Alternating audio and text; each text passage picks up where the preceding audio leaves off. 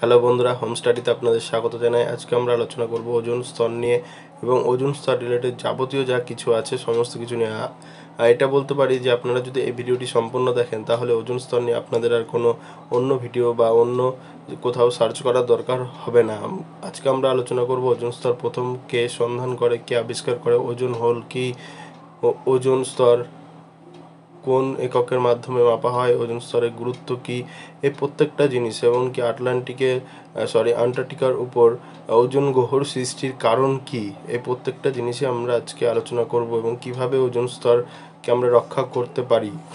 তো বন্ধুরা, প্রথম থেকে শুরু করা যাক। ওজোন স্তর হলো পৃথিবীর বায়ুমণ্ডলে এমন একটি স্তর যেখানে ওজোন গ্যাসের পরিমাণ বেশি। ওজোন গ্যাস বলতে কি, আমরা জানি অক্সিজেনের একটি পরমাণু অক্সিজেন, এবং অক্সিজেনের যদি একটি অণু দেখি তাহলে দুটি অণু O2, এইভাবে যদি আমরা যোগ করি তাহলে কিন্তু আমরা পেয়ে যাব O3, যেটা ওজোন গ্যাসের সংকেত।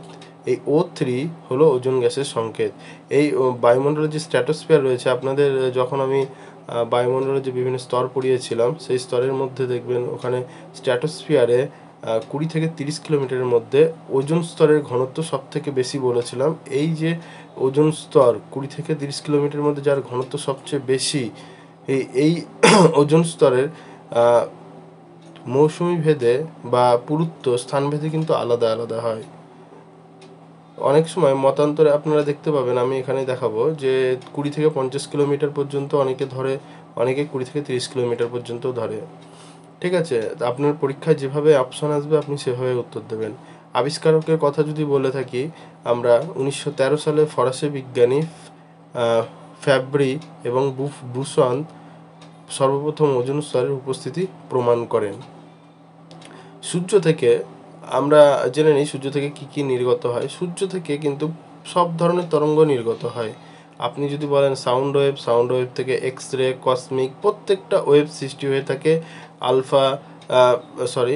ইনফ্রারেড, প্রত্যেকটা রে তৈরি হয়ে থাকে, কিন্তু প্রত্যেকটা রে আমাদের ক্ষতিকারক নয়। আমাদের যে ক্ষতিকারক, যে এক্স রে রয়েছে, গামা রে রয়েছে, আলট্রাভায়োলেট রে রয়েছে, এগুলি আমাদের ক্ষতিকারক। ইনফ্রারেডের কিছু অংশ ক্ষতিকারক, তবে এক্স রে আমাদের বায়ুমণ্ডলের অনেক উপরেই শোষিত হয়ে যায়। কিন্তু এই আলট্রাভায়োলেট রের মধ্যে কিছু রে আছে, যেমন ইউভি, বি আর সি, এই ওজোন স্তরের মাধ্যমে শোষিত হয়। ইউভি এ তাও ভূপৃষ্ঠে এসে পৌঁছায়। ইউভি এ অতটা গুরুত্বপূর্ণ না, মানে অতটা ক্ষতিকারক না, তার জন্য আমাদের জীবকুল এখনো পর্যন্ত বেঁচে আছে। ওজোন স্তর পৃথিবীকে কিন্তু ছাতার মতো আগলে রেখেছে। যেমন আমরা সূর্যের রশ্মি থেকে বাঁচার জন্য, সূর্য আলো থেকে বাঁচার জন্য, তাপ কম পাওয়ার জন্য যেমন ছাতা ব্যবহার করি, তেমনি একইভাবে পৃথিবীর এই জীবকুলকে রক্ষা করার জন্য প্রকৃতির ছাতা বলা যেতে পারে আমাদের ওজোন স্তরকে। তাহলে ওজোন স্তরের আবিষ্কারক 1913 খ্রিস্টাব্দে বিজ্ঞানী ফ্যাব্রি এবং বুসন সর্বপ্রথম ওজোন স্তরের উপস্থিতি প্রমাণ করেন। ওজোন স্তরের যদি সংজ্ঞার কথা বলে যাই তাহলে বলতে হবে স্ট্র্যাটোস্ফিয়ার বা শান্তমণ্ডলের মধ্যে, এই যে দেখুন এখানে যেটা বলেছে, 15 থেকে 30 কিলোমিটার, মতান্তরে 20 থেকে 50 কিলোমিটার উচ্চতার মধ্যে ওজোন গ্যাসযুক্ত যে বায়ুস্তরটি রয়েছে তা ওজোন মণ্ডল বা ওজোন স্তর নামে পরিচিত। এই যে এখানে এটা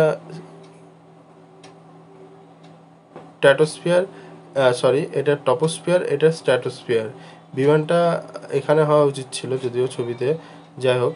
তো এই যে স্তরটা দেখা যাচ্ছে এটা হলো ওজোন স্তর। যে ওজোন স্তরের পরিমাণ এই 20 থেকে 30-এর মধ্যে সবচেয়ে বেশি, তার জন্য অনেকে এই স্তরটা ধরে। কি হয় আবার, মোটামুটি যদি ওজোনের গ্যাসের কথা বলা যায় উপস্থিতি, তাহলে কিন্তু সেটা ভূপৃষ্ঠের এই যে এরকম করে থাকতে থাকতে এদিকে বেড়ে যায় এবং আবার 50 কিলোমিটারে সেটা কমতে থাকে। এদিকে যদি আমরা 0 থেকে এদিকে যদি আমরা 100 ধরি তাহলে কিন্তু এইভাবে বিস্তার লক্ষ্য করা যায়। অর্থাৎ আমাদের ভূপৃষ্ঠেও কিছু সামান্য পরিমাণে ওজোন গ্যাস রয়েছে, তবে সবচেয়ে বেশি রয়েছে এই যে 20 থেকে 30 কিলোমিটারের মধ্যে, যেখানে আমাদের ইউভি, বি এবং সি শোষিত হয় সম্পূর্ণরূপে। ওজোন স্তরের যদি আমরা গুরুত্বর কথা বলে থাকি তাহলে আমাদেরকে যেটা দেখতে হবে, ওজোন স্তর ক্ষতিকারক অতিবেগুনি রশ্মিকে শোষণ করে নেয় এবং জীবকুলকে রক্ষা করে। প্রায় 97 থেকে 99% শোষণ করে নেয়। তারপরে আর কি ভূপৃষ্ঠ অবস্থানরত যে উদ্ভিদ বা যে জীবই রয়েছে প্রত্যেকটা জীবকেই কিন্তু এই অতিবেগুনি রশ্মির হাত থেকে রক্ষা করে। চোখের সমস্যা, চামড়া ও হাড়ের যে ক্যান্সার, যে মারাত্মক ব্যাধি, তা কিন্তু সৃষ্টি হওয়ার প্রধান কারণ হতে পারে অতিবেগুনি রশ্মি। এর হাত থেকে রক্ষা করে থাকে একমাত্র ওজোন স্তর। তাহলে আমাদের পৃথিবীতে যদি ওজোন স্তর সৃষ্টি না হতো তাহলে কিন্তু জীবন শুরুই হতে পারতো না। ওজোন স্তর সংরক্ষণের জন্য আন্তর্জাতিক দিবস হিসেবে 16ই সেপ্টেম্বর তারিখটিকে মনোনীত করা হয়। এই তারিখটিতে বিভিন্ন সেমিনার আয়োজন করা হয় এবং ওজোন স্তরের বিষয়ে মানুষকে আপডেট রাখা হয় যে কিভাবে কি ওজোন স্তর প্রতিনিয়তই ধ্বংস হয়ে যাচ্ছে এবং মানুষের উপর বা জীবজগতের উপর বা পরিবেশের উপর খারাপ প্রভাব পড়ছে।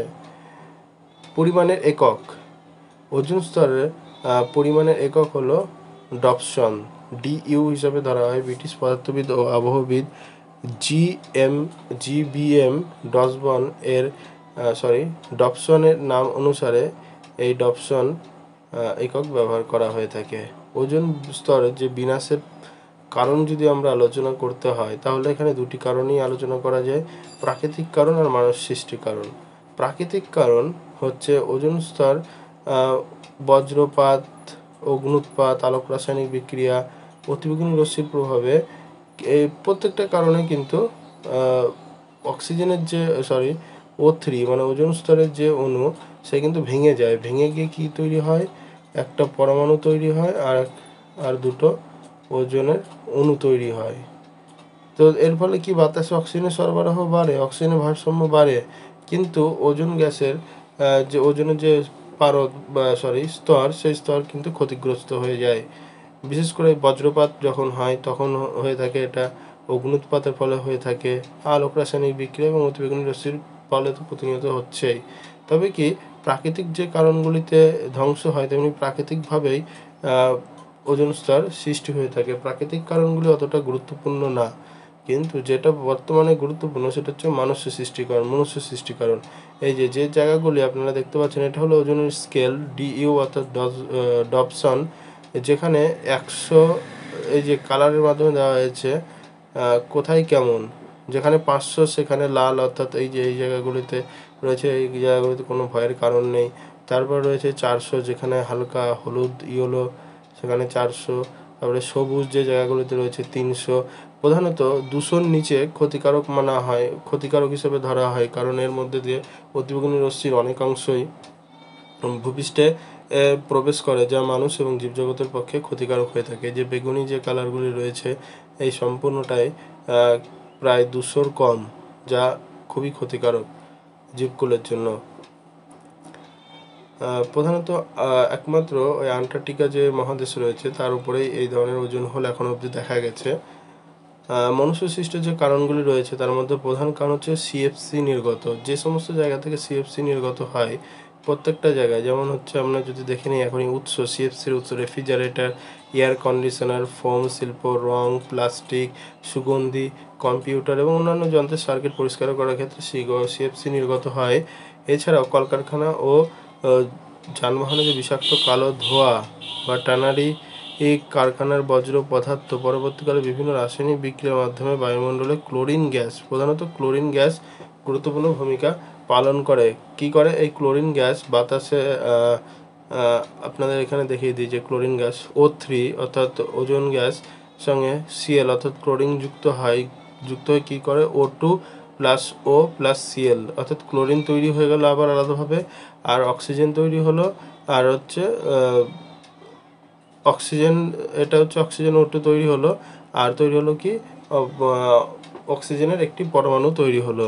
তো এক্ষেত্রে কি হচ্ছে, এই ক্লোরিন কিন্তু 1 লক্ষ ওজোন অণুকে ভেঙে দেওয়ার পরেও অপরিবর্তিত থাকে, কারণ এই বিক্রিয়াটা ক্রমাগত চলতেই থাকবে। এই ক্লোরিন অণুটা আবার আর একটা নতুন O3-র সঙ্গে যুক্ত হয়ে এই ধরনের প্রক্রিয়া করতে থাকবে। তাহলে কি আমরা দেখলাম এই ক্লোরোফ্লোরোকার্বন থেকে যে ক্লোরিন বেরোয়, এই ক্লোরিন কিন্তু ওজোন স্তর ধ্বংসের প্রধান কারণ।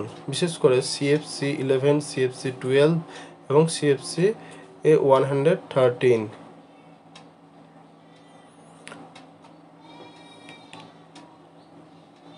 ওজন গহ্বর অর্থাৎ যদি ধারণা দিই, জে.সি. ফরম্যান 1985 খ্রিস্টাব্দে আন্টার্কটিকা মহাদেশের উপরে ওজন স্তরের যে পাতলা হয়ে যাওয়াকে ওজন গহ্বর হিসাবে তুলে ধরে। এই যে জায়গাগুলি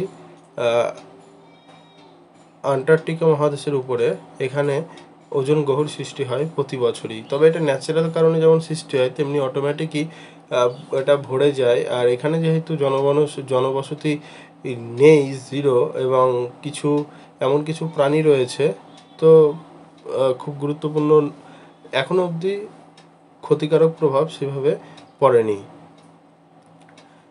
যদি এর সংজ্ঞা বলি ওজন গহ্বরের, বায়ু দূষণের ফলে স্ট্র্যাটোস্ফিয়ারে ওজন গ্যাস ধ্বংসের ফলে যেখানে যে ওজন গ্যাসের ঘনত্ব 200, প্রধানত 200 ডপসনের এককের কম, সেখানে এই ক্ষতিকারক ওজন রশ্মি বা ওজন অতিবেগুনি রশ্মি প্রবেশ করে।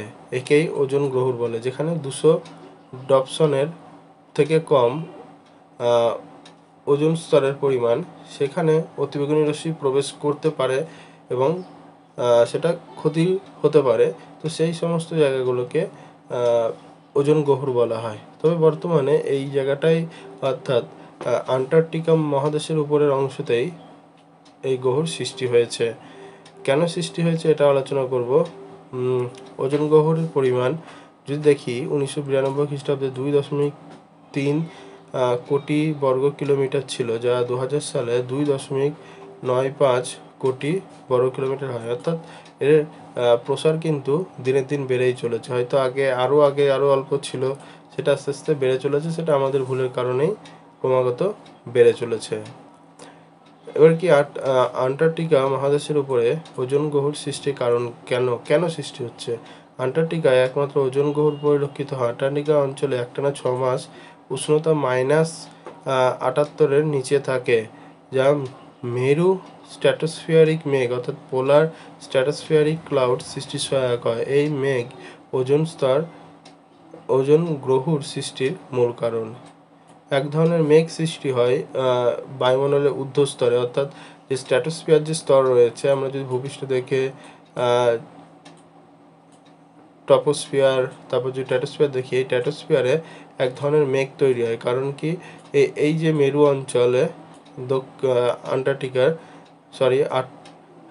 আন্টার্কটিকা অঞ্চলে এখানে 6 মাস প্রায় উষ্ণতা, শীতের দিনে এখানে যখন শীত হয় তখন প্রায় -78 নিচে থাকে। এখানে এই এক ধরনের ক্লাউড তৈরি হয়, মেরু স্ট্র্যাটোস্ফিয়ারিক ক্লাউড। এই ক্লাউডের জন্য এখানে ওজন গ্যাসের প্রচুর পরিমাণে ধ্বংসপ্রাপ্ত হয় এবং এখানে ওজন যে স্তর, তার পরিমাপের একক 200 ডপসনের নিচে নেমে যাওয়াতে ওজন গহ্বর সৃষ্টি হয়। তো বন্ধুরা, আজকে আমরা আলোচনা করলাম ওজন স্তরের রিলেটেড সমস্ত কিছু নিয়ে। ওজন স্তরের একক থেকে শুরু করে, গুরুত্ব থেকে শুরু করে, সংজ্ঞা, আবিষ্কারক, বিস্তার, সমস্ত কিছু নিয়ে। তো ভিডিওটি ভালো লাগলে অবশ্যই লাইক করুন, চ্যানেলটিকে সাবস্ক্রাইব করুন।